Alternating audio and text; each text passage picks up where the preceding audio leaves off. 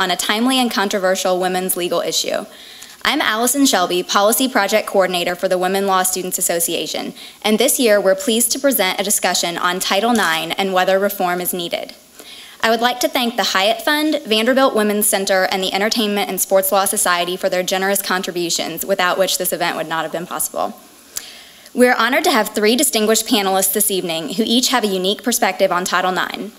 As a fellow Hoosier, I'm thrilled to have Senator Birch Bayh with us tonight, who represented the state of Indiana in the United States Senate from 1963 to 1981 and was the author of Title IX. Also joining us is Vanderbilt's very own Vice Chancellor David Williams, who's General Counsel for Vanderbilt and a professor here at the law school. Finally, we have Bryan Knepper, coach of Middle Tennessee State wrestling team and former college wrestler, whose athletic and coaching careers have been impacted by Title IX. These three panelists represent the legislative, educational, and athletic sides of Title IX, and I thank them for being here this evening. Finally, I'd like to introduce our moderator for the evening, Ms. Mary Donor-Smith. Ms. Smith is a partner at Stange, Brooks & Smith here in Nashville, focusing her practice on employment litigation prevention and defense.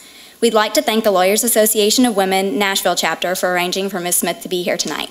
Thank you all again for being here with us.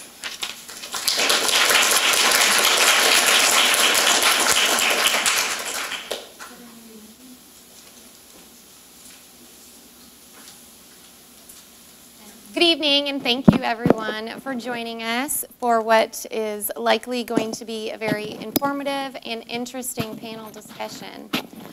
Title IX was passed in June of 1972, and I have to chuckle for a minute because that's the year I was born. It seems interesting to me. That's too much. It's interesting to me that a law that has been around as long as I've been alive is still controversial. Of course, Title IX provides that no person in the United States shall, on the basis of sex, be excluded from participation in, be denied the benefits of, or be subjected to discrimination under any education program or activity receiving federal financial assistance. This sounds pretty simple, pretty straightforward, and makes common sense. However, it's almost 40 years later, and here we are having a discussion on the controversy. I thought what we would do is start out by letting each of our distinguished panelists tell you a little bit about their experience with Title VII before we start getting into some more meat and potatoes questions. And Senator Bayh, since I think that you had the or your experience with Title VII goes back longer than anybody else's here. We'll start with you. Why don't you give us your thoughts on Title VII and your participation in creating that monumental legislation? So proceeding age before beauty here tonight. Thank you, Mary Smith, Chancellor Williams, Vice Knepper. Well, ladies and gentlemen, a special thank you to the women's groups that sponsored this, Allison and all your peers. It's a privilege to be here on the Vanderbilt campus, and I hope you all get out here in time to seek the Lady Commodores. Commodore, that is. That's right, Lady Commodore. Hope to get things done in Cincinnati. I'll tell you, when you've been around Title IX as long as I have, it's a numbers game. What we have now compared to what in the past, and that probably will be where we go when we get into the questions. But let me quickly describe my involvement in the program personally. You're not going to read about that in the congressional record, and I was representing Indiana at the Rural Youth Speech Contest in Chicago. There was a wheat farmer's daughter, me in Oklahoma, representing Oklahoma. We fell in love at first sight. Both went back from that contest and told our parents we were going to marry the person that we just met. later that summer we were. Her name is Marvella. And the first conversation I had with her was over lunch about 30 minutes after we met. I should say she won the contest, by the way. Here was a young woman who, straight A student at Garfield High School, first girl elected president of the student body in high school, governor of Oklahoma, Girls State, president of Girls Nation. In Washington, got Harry Truman's autograph in the Rose Garden between her junior and senior year in high school. Her dream in life was to be able to go to the University of Virginia. Her application was returned. Women need not apply. Needless to say, Birch Bayh got a crash course in something he knew absolutely nothing about. Having been reared by an 80-year-old grandmother who had just as much to say with the farm as my 80-year-old grandfather, I didn't know there was anything such as second-class status for women. Fast forward, not too long after we married, I got involved in the state legislature, and Marvella canvassed door to door with me, and has been my number one mentor and sidekick for 26 and a half years before I lost her. I ended up as Speaker of the House, and the first time I was confronted with an issue, legislative issue, was when I looked down at the tally on equal pay for equal work. The vote was 50 to 49, and the Indiana Constitution says you have to have 51 votes to pass. The Speaker votes up, the bill passed. Fast forward again, a few years later I found myself in the Senate, and I was asked by the League of Women Voters and the business and professional women to sponsor the Equal Rights Amendment. This was an effort to try to deal with the discrimination that was confronting women across the board. One state was giving women a 3-year sentence for committing the same crime that a man would get 6 months. Of course, it wasn't equal pay for equal work. And so it was. There were so many different things we were dealing with. My grandfather could have inherited the farm. My grandmother had gone first, but she couldn't have inherited the farm from him if he'd gone first. Those are just a few of the things that we were trying to deal with in the Equal Rights Amendment. And of course, we were also, an important part of that was education. And I thought the most important part of the Equal Rights Amendment and the most egregious, damaging discrimination against women was not done in these other fields, but was done here in education. Because you deny a young woman an opportunity to get a good education, that haunts her for the rest of her life. You give her a good education, chances are she'll be able to take care of herself. And so, when we were having problems, we got the Equal Rights Amendment passed all the way through, and we were having problems getting it ratified.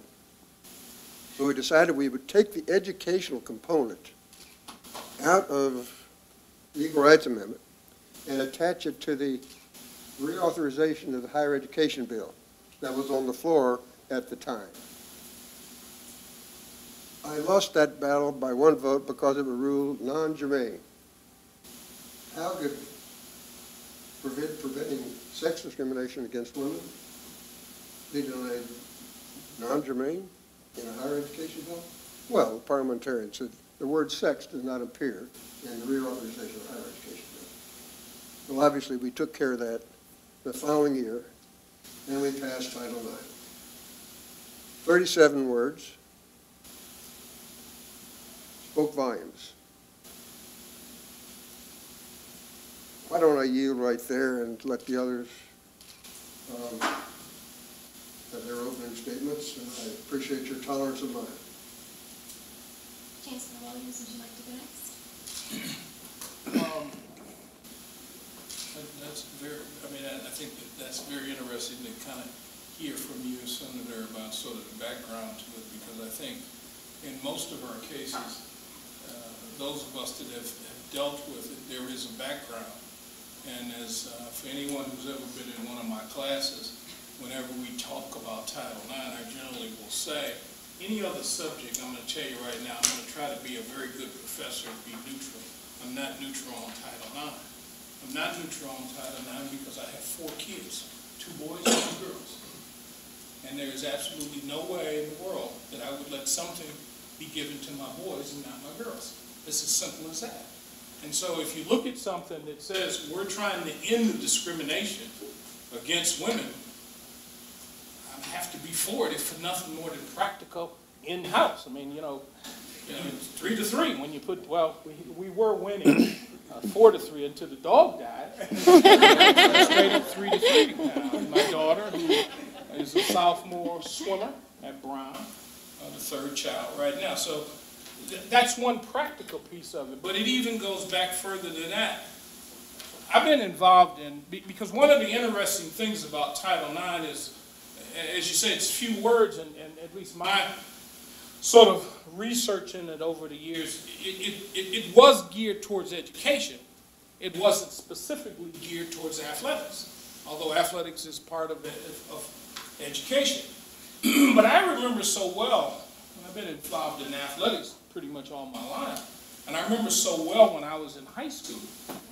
And I went to a high school in Detroit, Michigan, which was the high school that was known throughout as the best track team in the city and in the state. Everybody in my neighborhood didn't grow up wanting to play football or basketball. We all wanted to run track for Mumford High School. And I remember going off to Mumford High School where I ran track, where I was able to get a lot of honors. I was able to get a college scholarship based on that. But the thing I remember the most about running track at Mumford High School was a girl by the name of Billie Jean White. Because we had some of the best sprinters in the state. And Billie Jean White, a girl, could beat most of them. I had 2 teammates who ran in the Olympics. Billie Jean White could pretty much run with them. But we didn't have a women's track team. So she never got the same opportunities. And at the time, I didn't focus on it. But later in life, you sit there and say, why not? I mean, what was so special about me going out running track that she didn't get that opportunity? And so, from the opportunity of running track, getting a scholarship, I can sit here now. Billie Jean White didn't get that opportunity. So, I think from a support, I'm 100% supportive of it. From a practical point of view, where you talk about the reform is, as someone who both as the general counsel of a university and in charge of a university athletic department, how you actually comply with it causes a heck of a lot of problems. And that's where, I don't think for 1 minute we shouldn't have Title IX. What I think is we need some help to understand how you comply with it. And certainly the clearest portion of it, and we'll get into this, is the whole participation piece. But you can't have a federal statute that, or a judgment out of a case that basically says, here's how you comply by numbers, and you have the NCAA that turns around and says, in order to be a Division I program, you must give out 85 football scholarships. Either the university has to invest more money so that you can produce those sports, or we have to change the concept of football. And I'm not an advocate. I'm not advocating that football should be exempt. I don't think football should be exempt from it. But I don't know how to implement it when I have to start off with an unequal balance, because I have to. In order for this university to stay in Division I have to give 85 scholarships in football, right off the bat. And there are no women that play football in our football.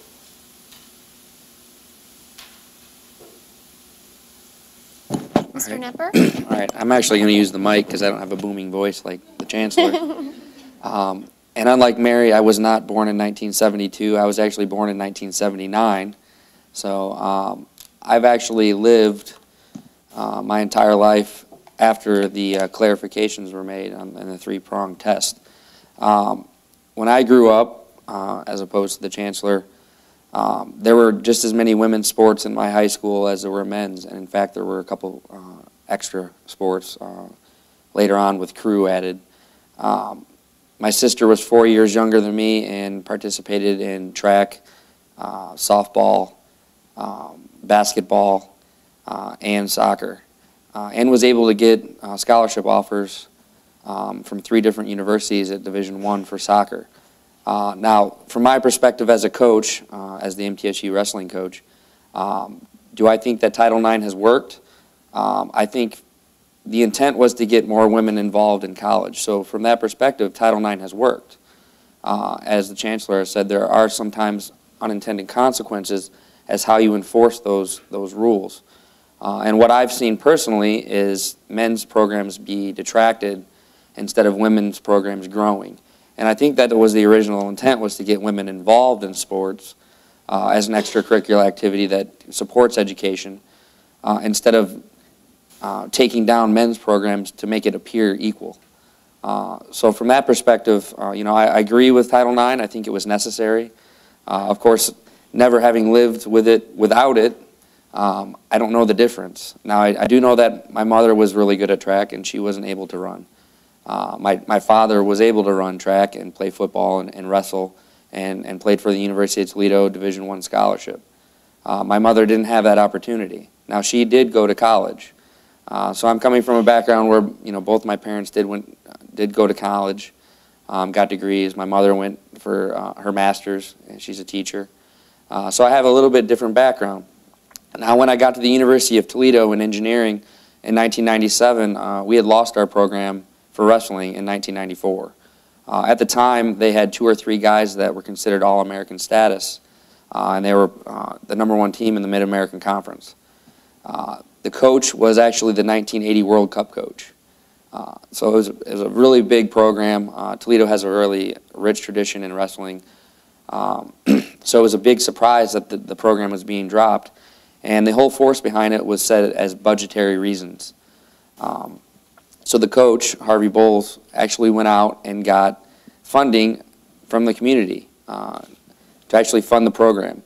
All the guys from the team agreed to be non-scholarship. They presented it to the athletic director, and they were denied. So the real issue wasn't budgetary. The next year, a women's soccer team and women's golf team were added. So as someone who sees that directly, that's a direct proportionality, or as you would call quota, where a men's team was dropped, 2 women's teams were added just to meet that requirement.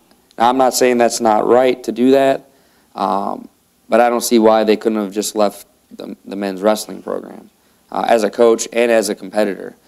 So when I got to the school, I didn't have the opportunity to wrestle. I wrestled in high school. I was ranked in state. But because I chose the University of Toledo instead of the Ohio State University or Akron or Central Michigan, I didn't have the opportunity to participate in that sport. I also played soccer in high school. There was no soccer team for men's at University of Toledo. I tried out for a club team in which 50 guys tried out for 20 spots. The women's team, which was in its infancy, 4th year once I got there, had 20 people try out for 20 spots. So they filled the team, but you can see the difference in the level of participation just at a club level, or what you would call intramurals.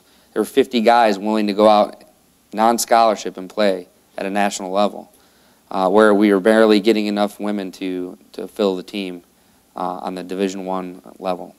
So that's kind of where I come from on the issue. Once again, I'm not against Title IX. I know you hear a lot of wrestling coaches are against it. I just think it needs to be properly applied. I'm even involved with girls wrestling in the state of Tennessee, trying to get it sanctioned with TSSAA. So I'm involved in both men's and women's wrestling. So I want you to know that. Well, it appears everyone on our panel agrees Title IX, the intent of Title IX is a good thing. And what has unfortunately happened is we have some unintended consequences of a great piece of law. Chancellor Williams, could you please explain for our guests the actual implementation regulations, the three-prong test that leads up to some of these unintended consequences? Well, the test is fairly simple, and your goal generally is to meet prong one. And prong one, simply stated, says that your varsity athletic participation.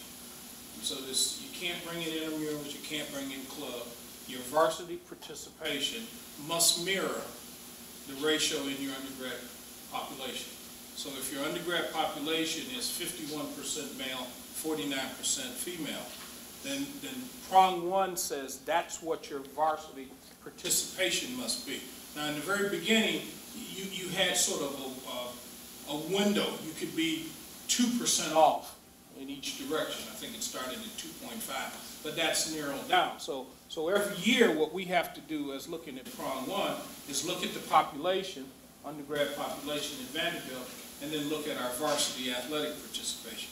If you fail prong one, you can still meet Title IX by prong two. And prong two says, well, you don't have to have that prong one as long as you have an established growing program. So if we were 50-50 in the population and we were 70-30 in varsity athletics, as long as we could show that over a set period of time, let's say 4 years, 4 to 5 years, we were going to get to that level by adding women's sports. And it's very important on that. You can't show that under prong two by cutting men's sports. So you couldn't say, well, next year we're going to cut men's so-and-so to get there. It has to be addition. And you have to have benchmarks. Here's when we're going to hire the coach. Here's when we're going to stop the scholarships. Here's when we're going to establish the program. If you don't meet prong two, you can go to prong three.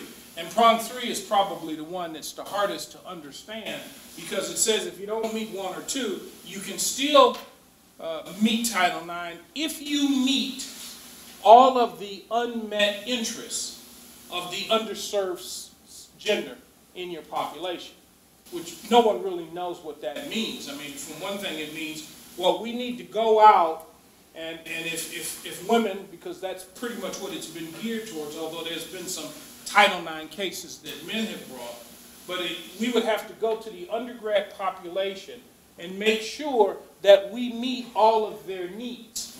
And there's been a number of ways people have tried to do that by surveys, by looking at, well, here's the sports that the women in our undergrad population participated in, and we offer those. Nobody has been successful under prong three. So really, prong one and prong two are the two that you try to meet. At Vanderbilt, we try very hard to be in prong one. And in fact, as stated here, sure, I can stand here and tell you, at one point, you know, one of the luxuries of running the program and being the general counsel and maybe teaching sports law, I could look at it and say, we're out of compliance. Several years ago, we made that determination. And to get in compliance at this university, you had two things you could do. We had to add women's sports. But then you have to deal with a budgetary situation. And the university says, oh, we're not going to give you more money, so do it in the existing budget. So we had to cut men's soccer, eliminate men's soccer, add women's swimming, and women's bowling. I'm proud to say I'm wearing the national championship ring for our women's bowling team, the only national championship Vanderbilt has ever won. That's for the women. But the fact of the matter is, that's the decisions you had to make in order for us to meet that prong one.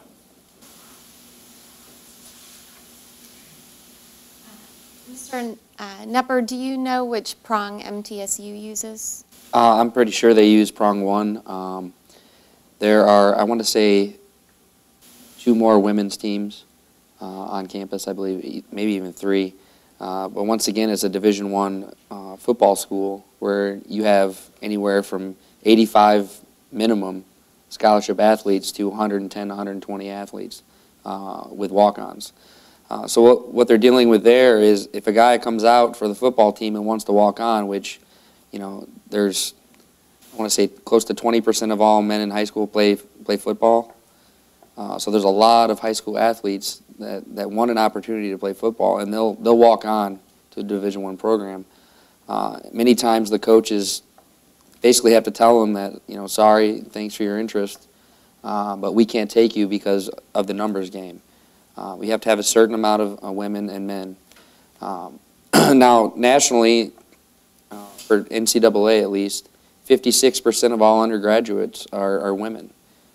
So nationally in NCAA, if you went strictly by prong one, you'd have to have 56% of all athletes in the NCAA represented by women. So you get into that area where you're dealing with football, which is taking up 110 to 120 roster spots. That doesn't leave much room for any of the other, what you'd call Olympic sports, such as wrestling, such as soccer, even fencing, down to, you know, those type of sports. So I'm pretty sure they use prong one. I mean, even if you use prong two, it's eventually leading towards prong one. You're eventually going to end up in that situation. So, seeing that prong one appears to be the real culprit, source of all the controversy. Do any of you have any insights into why universities aren't using prong three to try to establish compliance? I think it's very difficult to figure out how to meet that. I mean, I think prong one and prong two are very, very objective, and prong three is subjective. And so I'm not sure. I know under the Bush administration, the Department of Education basically gave us sort of a pass on it by saying, if you do a survey and nobody answers, that's good enough. Well, I mean, I do think you want a degree of honesty in this, and so we would not take the position that doing a survey that nobody answered really meets the unmet need. And so it's not a matter, I think, of trying to get into a prong so we get through. I mean, I think our view here is we want to meet Title IX and the intent. But if you look at, I mean, to give you the number play on it, we have 330 varsity athletes. 110 are on the football team. So if you want me to get to 50-50, that means I have slots for 55 men other than football. 55 men other than football.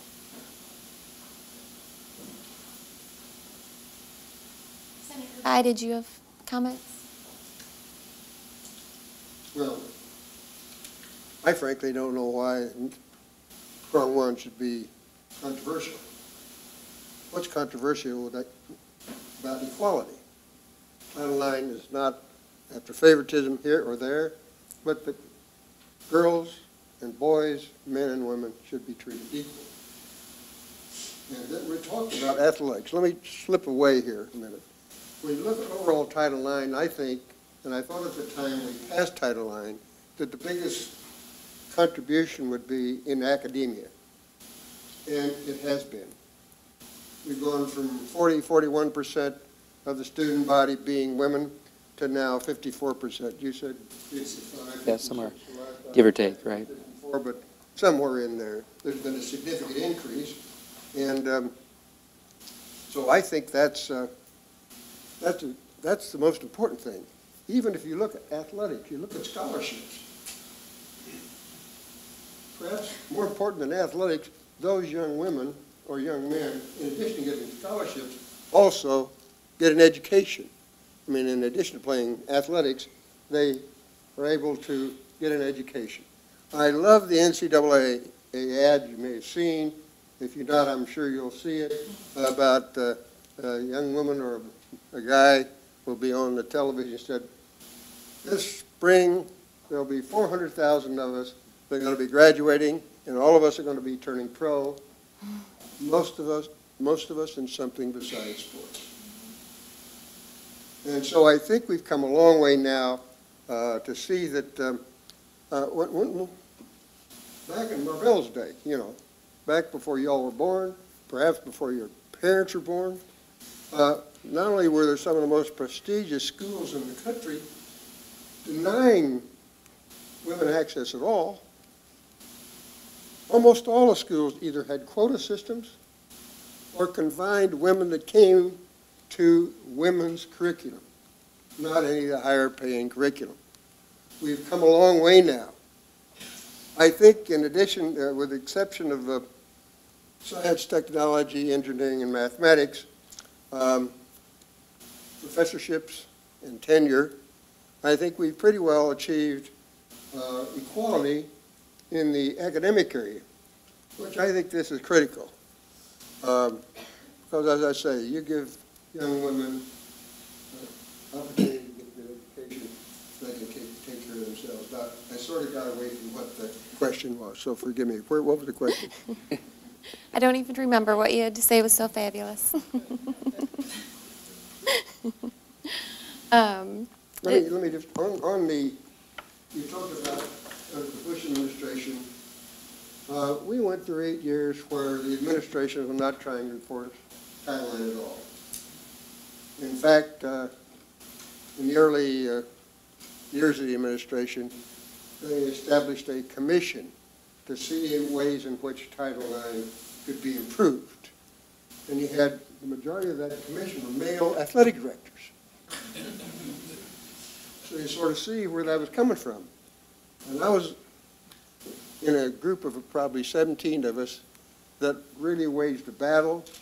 And every congressional office had little girls appearing in their jerseys, and wherever the members of Congress went, the young women and their coaches would be there, talk about Title IX Congress. They couldn't back away, and so the Bush administration pulled back. Then the following year, in 2005, Secretary Spellings came down with us, how you meet the standard in interest. Now, there's something to be said for not being forced to have a program if there aren't enough young women involved. In the early stages of Title IX, I think this problem is a problem. But if you look at the tenfold increase in high schools, those young women played athletics, a large bunch of them played athletics. They're on our campuses right now, and I don't think you're going to have any problem with the interest with prong 3. But Secretary Spelling said she passed out Friday evening, after time for a press release, with no hearings whatsoever. She passed out a clarification level. A letter went out to all athletic directors. Said you can meet the interest test and qualify and thus meet the standard of Title IX under prong 3 if you send out emails to all the young women on campus. And those who don't apply, now, you know, when you get email, what do? A lot of them throw it in the trash can, right? So that's where you start out with. And so she said all of the emails that don't come back are considered to be not interested. End of the argument, if there is one here. I'm going to get... Which basically means they were basically saying, we're going to give you a way to meet prong 3. Which I think it was, to me, that watered down Title IX as much as anything I've seen. That's what they were trying to do. Absolutely. Yeah. Absolutely. They didn't want the proportion test. Right. Or, you know, a lot of the, back in the earlier days of Title IX, in fact, even recently, back during the early days of the Bush administration, a lot of universities were still struggling to get to proportionality. And as you point out, Chancellor, as long as you can show year by year you're making a good faith test, we're going to see you in compliance. I should point out that in the coach's concern, which I understand, the concern that he would have as a wrestler if the wrestling programs were shut down. I don't believe Title IX, the law, and Congress, any place should tell universities what sports they should have. That should be a decision for each college and each university. I will say that despite the fact the number of men's teams have been shut down, and women's teams have been shut down, both men's gymnastics and women's gymnastics teams have been shut down. And if you look at the period throughout the history of Title IX, the number of men, at the same time women have increased, the number of men participating have increased. So what you have happened, and I one university now remain unnamed because it is in my state. I shouldn't say that to you, but I look it up. They closed down the wrestling team and the gymnastics team, and then established a new new baseball team, and a new soccer team. Why is that? Well, I suppose, realistically, it's what you'd like to, I don't like to say this, I suppose more people are interested in soccer and football and wrestling. Now, that means that some people in those smaller sports are going to suffer, and I think that's unfortunate. Well, the unfortunate consequence for sports like gymnastics, there's only 17 NCAA Division I varsity programs left for men's gymnastics in the country. So when we look at things like the Olympics, which represents our country, they're very underserved in that area. You get rid of a gymnastics program to replace it with, say, a women's crew team, which is just developing in the sport, where for every 12 girls in high school that are on a crew team, there's one scholarship available in college for. You know, and you go to men's volleyball, where for every, I think it's close to, I have the number here. I want to say it's in 700 range. Pardon me here.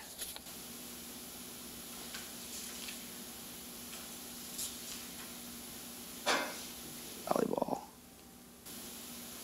Well, for every 2,200 men involved in high school volleyball, there's one volleyball program available in college for them.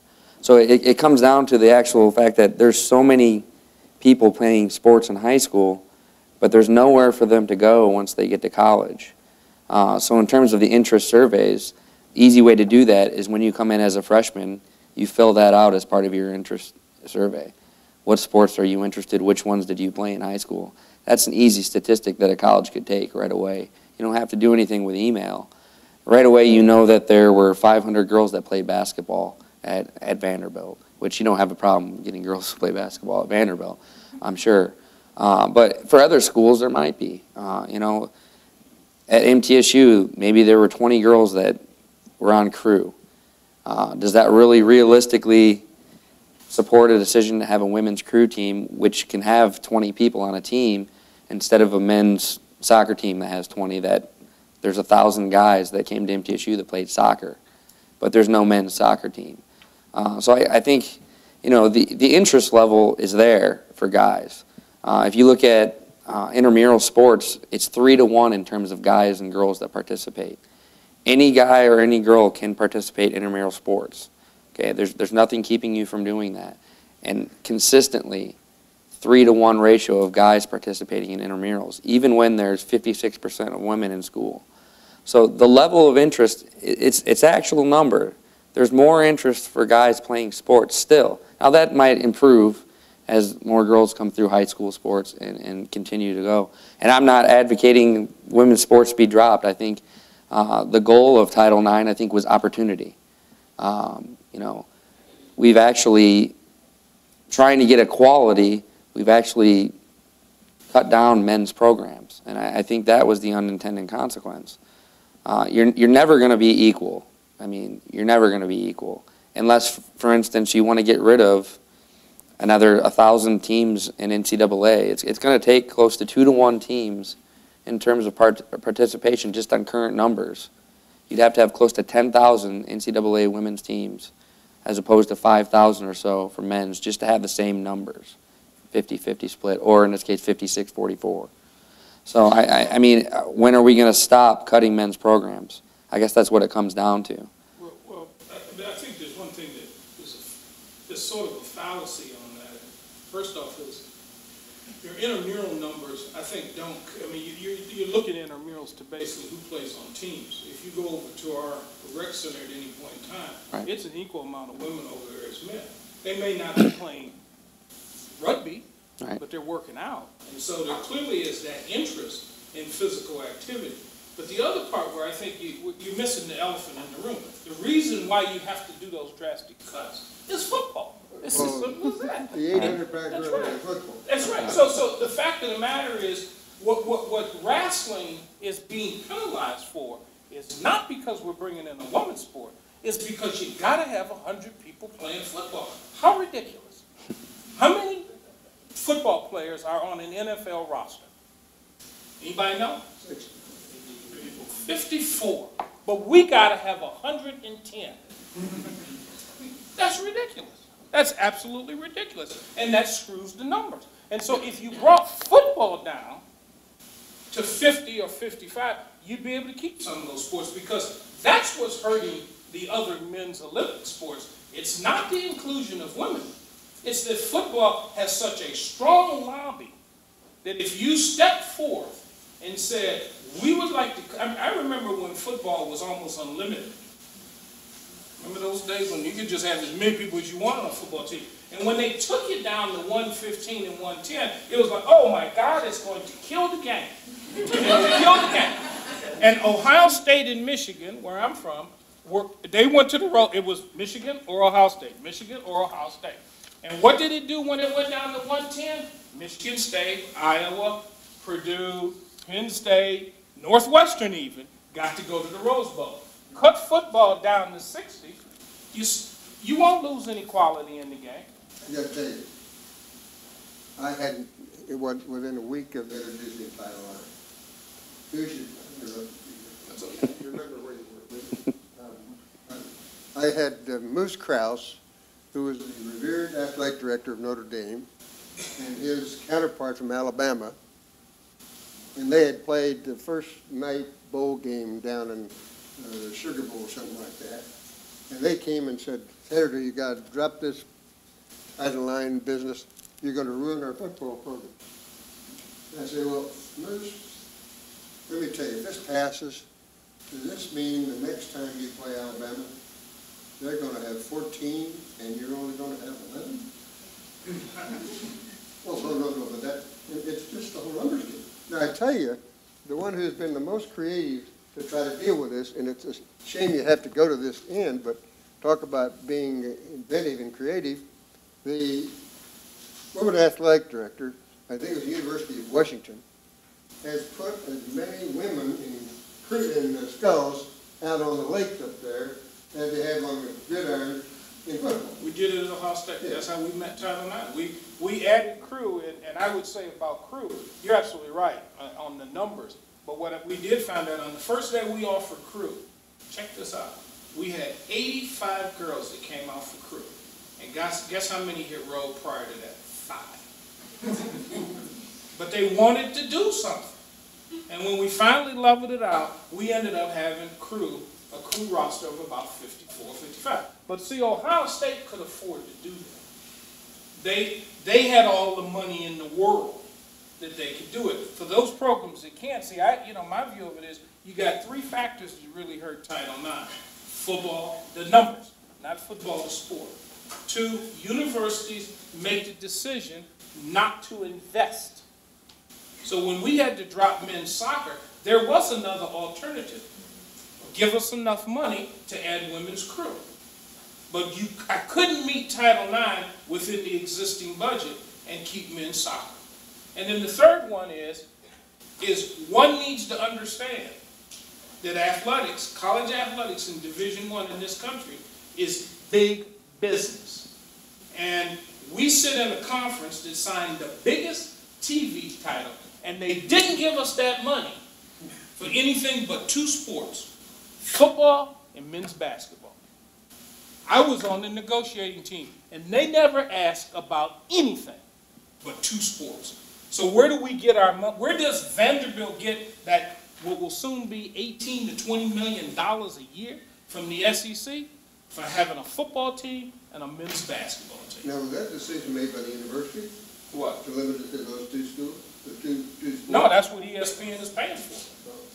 They're paying for the television rights to football and basketball. And what we do is we basically say, okay, now in order for us to do this, you got to put our women's basketball on too. They now have found out, strangely enough, that women's basketball and women's softball actually has TV marketability. They didn't know that in the very beginning. And actually, women's softball is more marketable as a TV viewer than men's baseball. People would rather, but the total thought from the broadcasting people is, I mean, it's like my father-in-law who's 93. He was up here a couple years ago, and we said, yeah, let's go to the basketball game. So he got us a little, and it takes him a long time to get ready. And we got in, and I'm waiting in the car, just okay. And so we drive up, and we drive. He said, who are you playing? I said, we're playing, I can't remember who it was. And he said, well, it doesn't seem to be a big crowd out there. I said, well, we don't have that many for the women. He said, oh, the women are playing? I don't see any women play. Take me home. Well, that was the TV people. Nobody wants to see women play. But you know, there's a whole bunch of people that got their TVs tuned right now to ESPN watching the women's March Madness. It's not as big as the men's, but give it time. It will be. Well, Connecticut set the example that they were willing to invest the resources early on to get good women's programs, to advertise those programs. Purdue followed shortly thereafter. The women won the national championship. Once you fill up the Coliseums, then you're going to have plenty of revenue coming in from women's sports, because television will come. Just driving over here, I was listening to the radio, and they were basically talking about how Bruce Pearl, who's coach up at University of Tennessee's basketball program, is a little upset because they played up in Providence, and now they're going to St. Louis. They'll be playing Ohio State, and he's concerned that there's no following. The Big Orange doesn't follow his basketball team, and I said, well, they certainly follow that women's basketball team. Yeah. UT's women basketball go anywhere in the country, and you can't book a room because they take over the city. So you're absolutely right. I mean, I just think it's an exposure thing, and I just think we have to solve it, and we need help. Either the universities have to invest in it, or we have to do something to curtail the numbers of football. Well, I think that you have answered the critics who say that there's just not as much interest by women in participation in sports. Since we've tossed out some statistics, I think it's important to note that that since 1972 and the passage of Title IX, girls' participation in high school sports has increased 940%. Yep. And at the college level, it's increased 460%. These are a little dated. Those are from the 2007-2008 school year. So obviously, great strides have been made. We do want to leave it open for questions, but before we get that far, I'd like to toss out two more questions to the panelists. One, how do you respond to opponents of Title IX who say that it results in reverse discrimination toward men? And then number two, does Title IX and or the implementation regulations need to be revised? And if so, how? Anyone like to jump in? Well, I'll jump on that. I believe that a law that was intended to erase gender inequity has actually guaranteed in some forms that there will be discrimination. And that's, if you go back to, there's several court cases that have gone through here in the last couple of years that have allowed, and there was an Illinois state case, I'll be a lawyer here, Balanis versus Board of Regents in the 7th Circuit just a few years ago, that has actually allowed men's teams to be cut as part of the law to take care of prong one. So now a law that was intended to be one to not discriminate based on sex is actually allowing it. You can cut male programs, basically discriminate against their interest in order to make it equal. Okay, that's not true equality. Equality is allowing for opportunity, and I agree there's budgetary constraints, and I don't see it from the chancellor's point of view, because I'm not dealing with a budget like that. But I can tell you, Division III doesn't have scholarships, and time again, you will see different participation levels in terms of just baseball to softball, which softball is a very popular sport in high school. The average D3 team for baseball has 28 participants. Softball is 17. Okay, so right away, if you just have 2 teams on campus, you're not in compliance with Title IX, just based on the first prong. You add in another sport, lacrosse. Men's lacrosse D3 is 29, women's 20. If you have those 2 teams, right there you're down, what, 20 roster spots. It's basically, you're allowing there to be the same amount of spots, but no one's taking those spots. And this is all throughout Division III, which is not scholarships. There's no athletic scholarships in Division III. So even if you don't want to look at it from an intramural perspective, the numbers do suggest that the participation level is not the same. I believe that it is discriminatory towards men. Now, there's still a lot more men playing NCAA sports than women. So from just the numbers point of view, it looks discriminatory towards women. But are opportunities being given? I'd say yes. In my personal background, a women's soccer team and a women's golf team was created at the expense of men's wrestling. 4 years after I left the University of Toledo, we lost the men's track and field team. The women's team is still there. The year after that, the men's swimming and diving team was lost. So it keeps coming back to the proportionality. How many teams are going to be dropped for men? And there's obviously interest. A lot of these men are coming out as walk-ons. They're not getting scholarships. There aren't 20 scholarships for men's swimming and diving. They're coming out on their own dime, which these institutions are getting money from these people to come there and participate. If you look at just personally in the state of Tennessee, Carson Newman just dropped their wrestling program. There were 8 guys on scholarship, and they weren't on full scholarship. It cost $30,000 approximately in tuition to go to Carson Newman. They had close to 27 wrestlers on the team. So out of those 8, there were 19 that were paying $30,000 to the institution. They still cut the program. They offered to come up with $150,000 to cover the operational budget. They still cut the program. They offered to endow it at $1 million, and they still cut the program. Why is that? If it's a budgetary concern, why is it still being cut? The only reason that you can come up with is that it's Title IX's prong 1. So I think it is discriminatory, unfortunately, because I think the original intent was good, and I think it's done wonders for women's sports. I mean, my sister wouldn't have had an opportunity to compete in collegiate sports if it wasn't for Title IX. I think we need to revamp it. I don't know, the chancellor's not in favor of exempting football, and I don't think that's an option either. I'm not sure what the option is, but something does have to be done, because the same reasons that benefit women for having collegiate sports, don't they benefit the men? If team sports teach you how to act in a business community, teach you leadership, individual sports teach you personal responsibility and make you a better person and is a better part of your education, why aren't we affording these men the same opportunity? Just to satisfy a number. I think we're moving in the wrong direction. It was 56%, 44% men to women ratio in 1972.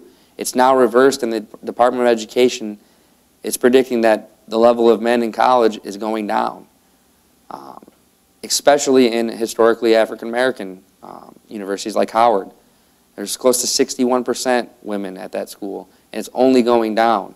And if they have to come up with the Title IX specifications where, Howard wants to go out and recruit athletes to come and get an education. That's their main goal. They provide athletic opportunities to give an education. The men aren't showing up to school. They're not coming to school because there's not that opportunity. They're cutting programs to be compliant with Title IX. And I think we're headed in a dangerous direction where we're going to have a lot of men out there that don't have the mentorship, the coaching, the teamwork, the leadership to succeed. I know without coaches, I wouldn't have succeeded like I have. So, I mean, yeah, it's discriminatory. Short. I take issue with that with all respect Right. to the coach here. As I mentioned earlier, there are more men participating now today than there were at the beginning of Title IX. I don't know how you can say that's discriminatory. Let's look at the wrestling program, which I can understand your sensitivity. But if you look at the period from 84 to 88, there were 3 times as many wrestling teams cut when Title IX wasn't being enforced as happened the next 12 years. So let's not blame all these things, or decisions being made by universities and colleges on Title IX. When I get back, Title IX is designed to accomplish one thing, and that's equality. And I can't see that there's anything wrong with that. Well, to answer the numbers, I mean, there's 100 million more people in the United States right now than there was 25 years ago. I mean, there was only 250 million people. So obviously the numbers are going to go up. That doesn't mean that there's actually a proportionate number of people competing in collegiate sports. I mean, that's just fact, right? No, it isn't. That there's more people living in the United States today than there. So there's. Well, there's also more people on average going to college than there were in the 70s. More people get a baccalaureate degree, more people get a master's degree. So, I mean, just because there's more people on hold doing it doesn't mean that this isn't happening. Well, you know, I think that I don't think it's reverse discrimination. Part of the reason, I think you have to look at it is what, if the population is 50-50, I mean, if that's where you're going to go to, let's look at your population. If that's the benchmark, then I don't see how it's discriminatory, and I do think it's equality if you say, well, your varsity athlete should be 50-50.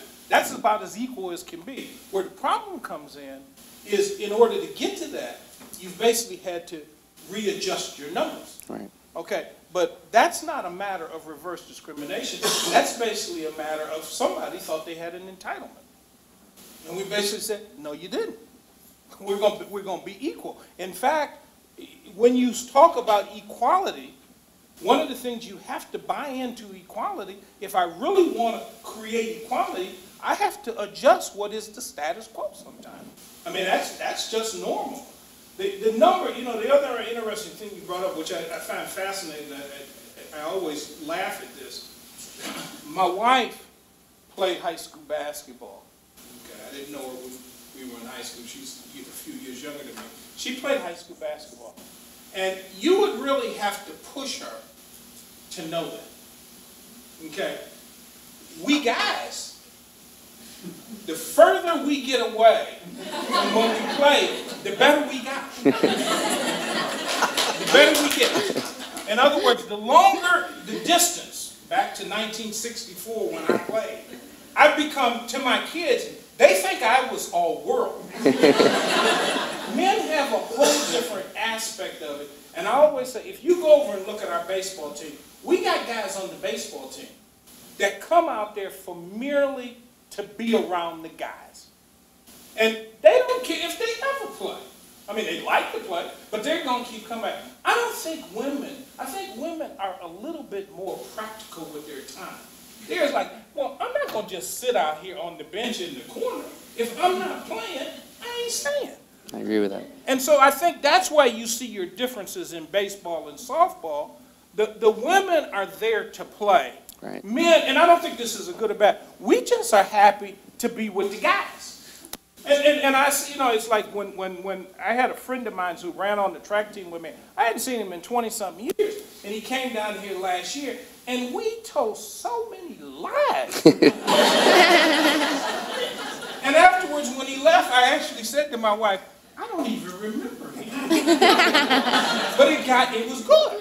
You know, it felt good. So I think there's a different cultural piece that makes those numbers. And that's why football is such a bogus thing, because 110 people, when you talk to coaches, well, we need to have a scout team out there. We need to have a team that represents the team we're going to play next week. And it's like, you need that many people too? And so I do think that you could solve some of the cutting, or we could solve some of the cutting, if we actually attack football. There is one thing I do want to say about Title IX. Here is my displeasure with Title IX. Why is all of the emphasis on athletics, and no one is over there talking about the disproportionate number of faculty members in engineering? There's not a lot of women faculty members in engineering. Where's your Title IX on that? And so you're absolutely right, Senator. They have changed the numbers of students in the student body. It really hasn't changed the number of faculty members in a way where you would think you should have seen over 40 years. Certainly hasn't changed it in the administration piece also. So I would like to see Title IX, the efforts of the Department of Education and the efforts of the courts to basically go, stay on the athletic piece. You need to be there. But it needs to expand itself and basically make sure, because that wasn't education legislation. It was about discrimination in education. And when I ask my friends in engineering, their answer is no pipeline. Well, 40 years is a long time to keep saying no pipeline. Well, if you look at the number of young women now who are studying calculus and science in high school, the numbers have gone up to the place that more women, girls are in those classes than boys often, and they're scoring better grades. Yeah, but so I think we're going to get that taken care of once they get down into the university. No, I just was at a conference in D.C. on the STEM fields, you know, science, technology, engineering, and math. And what they said, you're absolutely right, there are more women studying it, and they actually will get up to the PhD level, but they're not being hired by the universities. Yeah. And if they are hired, they're not making as much money. And they're not getting tenure. So the numbers, the pipeline has been full, but there's something at that level that is not converting to the positions. I think we should open it up for questions now because we only have a few minutes left. I have a question, and maybe all of you have to say about it. I'll preface it by saying I graduated from high school in '79. I remember when my high school started women's sports teams, and I'm a graduate of this law school, probably in large part because of Title IX. So I think it's a great thing.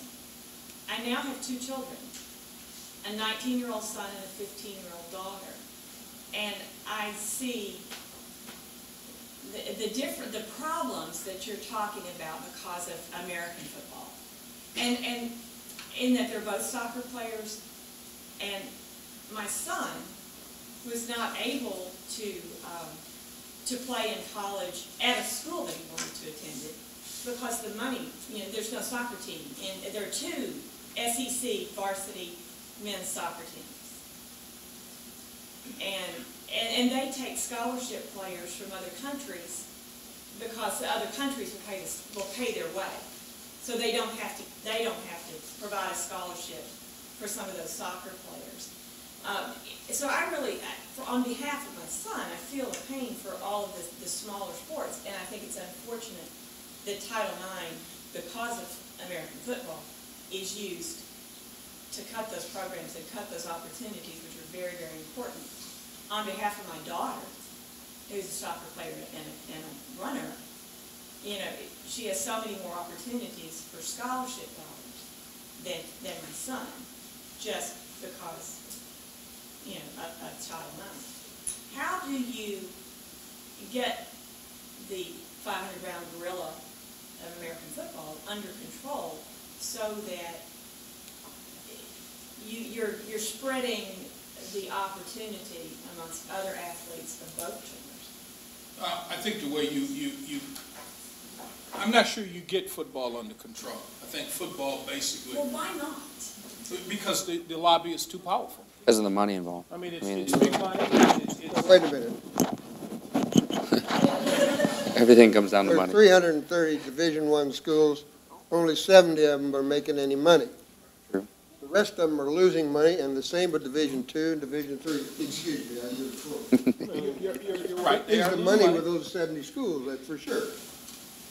Well, but football, maybe you can, but maybe it's that small number of powerful schools that keep it in there. But see, to me, you have to come up with legislation, and I think it needs to be the NCAA, who basically can make all types of legislation and say, okay, if you're going to have a football, I mean, for example, they say to us, to be Division I, you have to spend X amount of money on scholarships. You have to have a certain size stadium. You have to have an average attendance, and you have to give 85 football scholarships. Why not say, and I have to have 5 additional women's sports. It's easy to put that in there. Or why not say 50 men's football scholarships? Well, because that's where I think you're going up against the tide. You're going to get pushback in that one. And people have tried it and have been successful. But I think there's another thing, and the other thing is universities have to realize, my son's a soccer player also, and I see that in him. I try to explain to him and all of his friends and their parents, your son probably is not going to get a soccer scholarship. You know, have him go do something else. But there's an answer to it. If the schools decide to invest in that, there's no reason why there's only 2 SEC varsity soccer programs other than pure finance. And just as we at Vanderbilt invest in a divinity school, invest in a philosophy department, they could invest in a men's soccer program. But for those of us that are on the ground and having to comply with the law, we have to make hard decisions. And one of those decisions is, I won't have men's soccer because it counts against me. And you know, let me give you there's a case that I think just was settled against University of California, and we're watching it closely because one of the real interesting things in the Title IX counting, just to show you sort of the fluff in it, it allows us to triple count some women. So any woman here who runs on our cross-country team, who runs on our indoor track and field and outdoor track and field, we get to count her 3 times. That case is talking about only counting them once. If that happens, we're out of compliance tomorrow. And that's the reason we don't have men's track here, because we don't want to run the risk of them being counted 3 times. And so there's a whole lot of little things in there that have to be straightened out if you really want to get back to the point where men's soccer comes back, where men's wrestling comes back. If the NCAA can have another president like Miles Brandt, who graduated his son, he was courageous enough to take on the male athletic directors who elected him to support Title IX when it was under assault by the Bush administration. He's gone on. I like to believe, I don't think he's going to do away with football. I don't think he's going to come down 50. But I think reasonably shooting at 80 and saying that's what it's going to be. And the NCAA can, as you point out, Chancellor, they can make that regulation. You don't have to have a law. You shouldn't have a law. But I don't know how it's going to get it done. Yeah. Sure. This is, I guess, to anybody who wants to answer, but I guess in the interest of full disclosure of my background, I come from a gymnastics background, so I have that perspective, and I did gymnastics at the college level. And setting aside the issue of whether Title IX is fair to men, I guess what I saw evidence of and what I've seen statistics of is that actually women's small roster sports are actually being cut in favor of women's large roster sports that women actually aren't that interested in. And Chancellor, you mentioned bowling, for example. I don't know if you did a survey prior to adding it to see if these women had actually bowled their entire lives and devoted significant amounts of time to bowling and really wanted to compete at the college level. And the same thing with crew. These schools add these large roster crew teams, and 5 women have competed before, whereas women who have competed in small roster sports their whole lives are actually getting their programs cut in favor of a large roster women's team just to satisfy Title IX. And so I don't know whose interest that actually satisfies, because you could argue that a lot of women are interested in the more small roster sports as opposed to the huge sports like basketball and crew and bowling and things of this nature. And then you also get to the perspective of men, and men's gymnastics has nearly disappeared from this country at the collegiate level. And I saw both men's and women's teams eliminated that we fought really hard for during the time that I was a college athlete. And I don't see any reason why, just setting aside football, why do we have to say that you have to comply with proportionality if you are meeting the interest level of the students at the school? And I can understand if budget constraints require you to cut teams anyway, then you could cut teams to maintain a certain proportionality. But why is it necessary to cut a men's team just for the sake of cutting a men's team for compliance? I mean, if you have the You can't comply through prong 2 anyway if you're cutting men's teams. So what is the point? You know, why does the men's team just need to disappear just to say, okay, now we're in compliance? Whose interest does that serve? It just seems, I'm not saying survey is the perfect solution, but why can't we just find an adequate way of measuring what the actual interest level is? If you, excuse me, you said something that I'm not sure heard it right, but if you fulfill the interest that exists on the campus, then you're in compliance. Yeah. Right, but the problem is that no students comply that way. I guess that's the big issue, is that just like you said with Vanderbilt, they try to comply through prong 1. And that's what the issue seems to me it could be really simply solved, is if schools felt more comfortable complying with prong 3, and if maybe we had another clarification come down, or maybe the NCAA did something, but you know, the 2005 clarification seems like it was really intended just to say, like, you can comply through prong 3 and not be worried about a lawsuit, because I think a lot of schools feel that they can't realistically comply through prong 3 because they're afraid of getting sued, and they feel that, and the NCAA has said that that's the only recognized means of compliance is through proportionality. So it seems like if something could just change to where schools actually felt they could comply through prong 3, that could solve some of these problems where, you know, a men's team is just being cut just for the sake of. Well, no, a men's team isn't being cut just for the sake. You got to realize if you cut and you end up in prong 1, then cut. You're right. You can't have as a plan under prong 2 to cut. Right. But if you cut and you hit prong 1, right, you can do that. Exactly. First off, the prong 3 clarification did not necessarily protect you from a lawsuit. It protected you from the Department of Education. Right, so that was one of the problems with that. It was a violation of Title IX. That's right. The second thing was many schools had tried under prong 3, and the courts had always come back and said that's not good enough. Right. So we had no guidance as it relates to how you can. And so you sit there and say, okay, where can we comply? Let me correct one thing. Bowling is actually a small squad sport. There's only 10 girls on the bowling team. And so I don't know about this, what you talk about cutting small squad women's for large squads. I mean, where our squads are basically in the small ones. And yeah, we did research, and in fact what we found, the fastest growing high school women's sport, guess what? Was bowling. That's why we added it. I mean, that was after doing the survey to find out what sport was growing the fastest in high school, and it was actually bowling. And there's 10 girls on our bowling team. Now wrestling for girls. So I'm challenging you to add a women's wrestling team. No way. We've actually gone over our time for a little bit, or by a little bit, but I saw a hand up in the back. Would you all be willing to entertain can I respond one to more her? question? Can I respond Okay. to her question real quick? If you'll be willing to answer the question.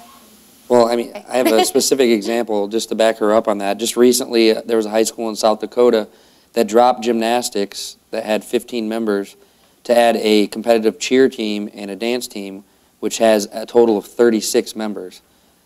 So just based on numbers, they dropped gymnastics, which is an Olympic sport, for competitive cheer and dance, which is great to have those programs, but we're not competing internationally in competitive cheer and dance. So, well, you might, you might be. Title IX didn't make that decision. In terms of Olympic sports, or not. Right. Well, this was a high school. This was a high school. Right, but they are being dropped to be in compliance with Title IX. There should be a rule that says you have to comply with Title IX and you can't cut sports. That would be awesome. And then you force the universities to put the resources. I think that's the only direction. We've talked about football a lot and being a good SEC girl. I want to talk about men's basketball. And my question kind of is this whole thing is supposed to be a student-athlete experience. And what is sort of your response to the fact, and maybe I'm sort of grossly overrepresenting it, but it seems like, and the microcosm of it is men's basketball, there are a lot of kids clearly not here to get a degree, clearly for all intents and purposes taking up, a slot, whereas, they have to be there for a year, at least, and maybe more people go in thinking I'm just going to be there for a year. Whereas it seems like in wrestling and some of the other men's sports, you get a lot more people interested in like the whole student-athlete experience. And I mean, who do you think should deal with that? Do you think that is like an NCAA role, or would you challenge like the NBA to deal with that? Well, my my view of it is we pride ourselves here on they are student athletes. And so, I mean, I can worry, I only worry about one school because I only have influence over one school. And what they do up in other SEC schools where they basically have decided they want to deal with the one and done, my view of it is if your university is basically going to buy into that because it helps you win a national championship, I guess you do it. You know, I mean, the fact of the matter is there's a lot of, I mean, we're talking Title IX. You need to have a whole nother panel discussion if you want to talk about the inequities that exist or the corruptions or the bad practice that exist in sports. In college sports, there's enough of them that we could sit here for a few days.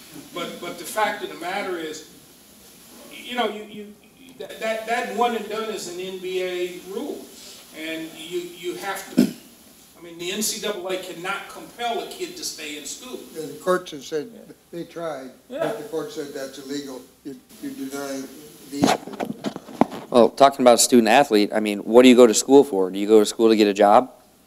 Right? So these people that are coming in for a year and going and getting a job for the NBA, I'd say they're pretty successful at getting a job. So, I mean, right? I mean, they're making millions of dollars. So I'd love to go 1 year and get an engineering degree, but that didn't work out for me. It was 7.5 years, you know, so. We have run over time. This fellow's been holding up his hand till his arm's getting tired. Okay, all right. We'll take another. Yeah, I'm Gil Wedding, I teach an African American Studies program here at a course called Race Sport American Culture. And we're actually been looking at Title IX this past week.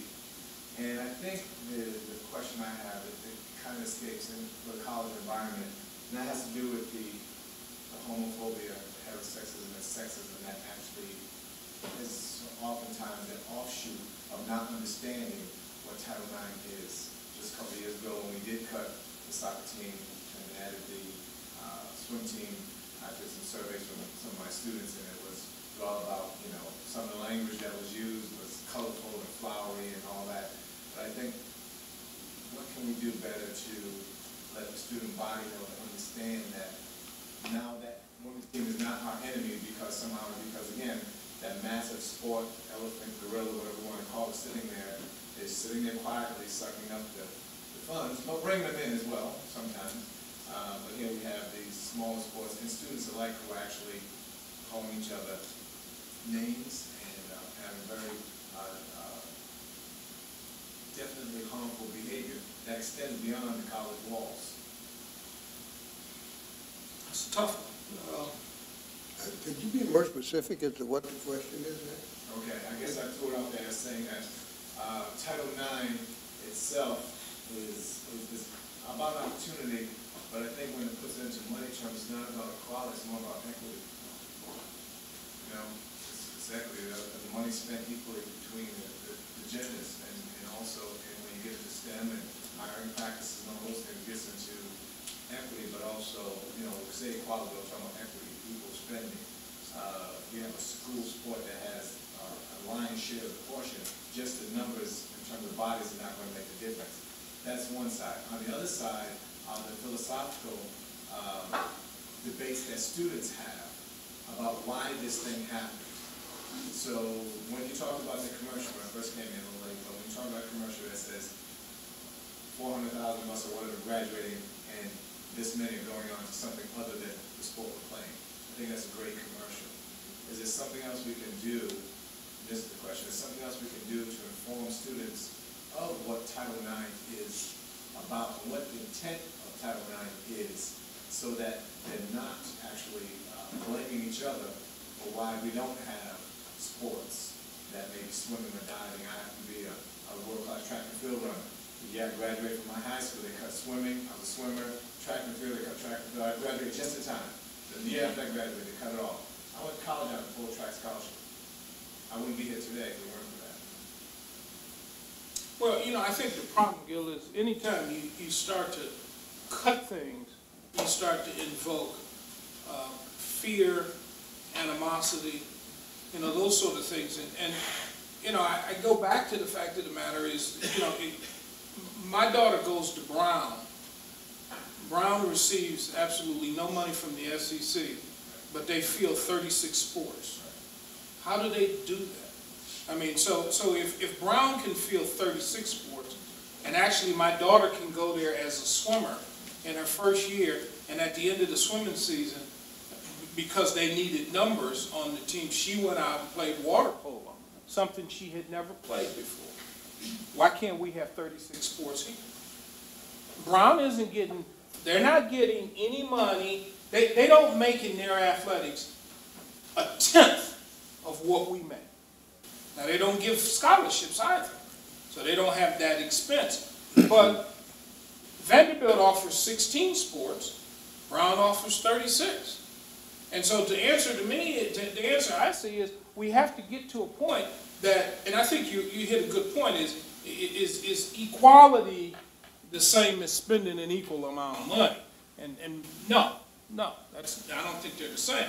But we have to get to a point that if we're clearly about fulfilling interests, and to go to your point of how you basically stop people from being mad at each other, it all has to be about expansion. But we don't have that luxury, unfortunately, because they basically say you must, see one of the problems it is, Title IX for a long time, the athletic director sort of winked and nodded at it, because the real damage piece of it that you would have was, well, it was sort of remedial. But then you had a case that came out of Georgia that basically there can be money damages. And then people woke up. They said, well, you mean we might have to pay money if we violate Title IX? Yes. And so from a practical point of view, you got to comply. You got to comply. And I think you're absolutely right. The young woman here said, yeah, one way of doing that, if anybody can be successful, is go to prong 3. But prong 3, I think the difficulty in prong 3 is because I don't think we really can say that we meet all of the unmet needs. I really think there's a reason why you don't meet prong 3. It's because we really don't have a way. And that clarification was not a way to say you meet prong 3. It was a way to basically say we're going to look the other way. Because basically saying, well, if they don't answer the email, that means they're not interested. That doesn't mean they're not interested. And so if you really are concerned about meeting the intent, then you really have to want to meet the unmet need. And so you have to be serious about that. And until we get to the point where we look at it as expansion, and universities are willing to invest in that, you're going to always get that, well, we had to meet it, and I had to, because I could have very easily met Title IX here by prong 2 and basically said, I'd like to add softball, I'd like to add volleyball, I'd like to add women's fencing. We had a whole list of them. And the answer came back and said, and just where do you think you're going to get that money from? Television contract. I think we're going to wrap things up. There is a reception following the discussion. Since we were talking sports, I thought I would pick a quote from one of the legends I admire, although I'm a little hesitant now because it brings up football again. But being from Wisconsin, I like to quote Vince Lombardi. And one of the things that he has said is people who work together will win, whether it be against complex football defenses or the problems of modern society.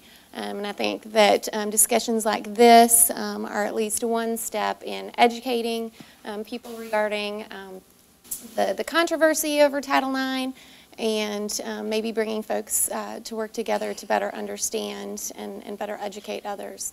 So thank you all for coming. And